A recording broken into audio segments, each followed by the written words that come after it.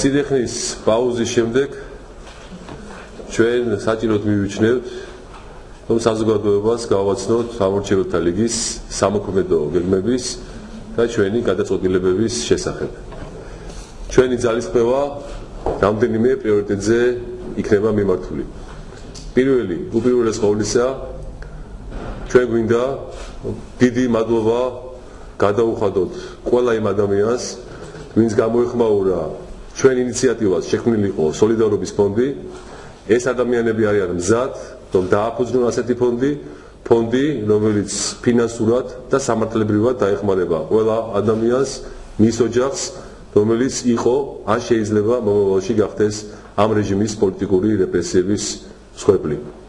ეს ფონდი იქნება კაფეო და ნათელი გამოხატულება, ძალიან ცხადი და ნათელი მაგალითი საყოველთაო სოლიდარობის, ურთიერთთანადგომის და შიშის დაძლევის ძალიან მძლავრი იარაღი.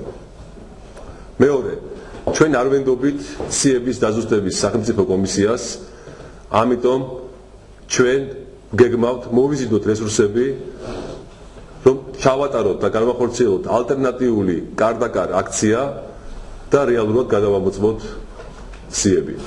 ამისთვის ამორჩეველთა ლიგა აგრძელებს საკუთარი მძლავრი ინფრასტრუქტურის შექმნას მთელი საქართველოს მასშტაბით.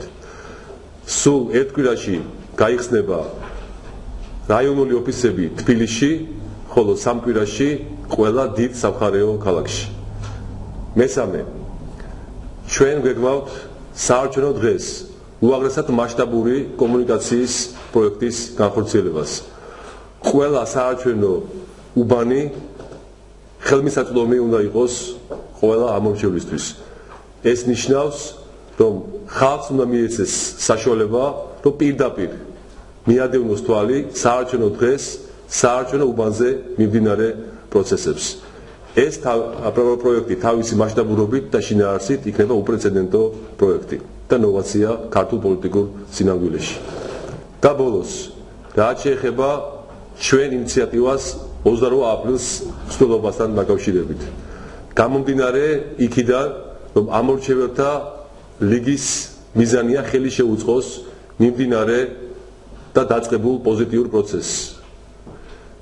გამომდინარე იქიდან, რომ ეს ინიციატივა უნდა იყოს საერთო, ერთობლივი, ყველასი ერთად და ამაში ამ აქციის მასშტაბურობა, ჩვენ ამ ორგანიზაციის დამფუძნებლება მივიღეთ გადაწყვეტილება, რომ დროებით გადავდოთ 28 აპრილის მსვლელობა.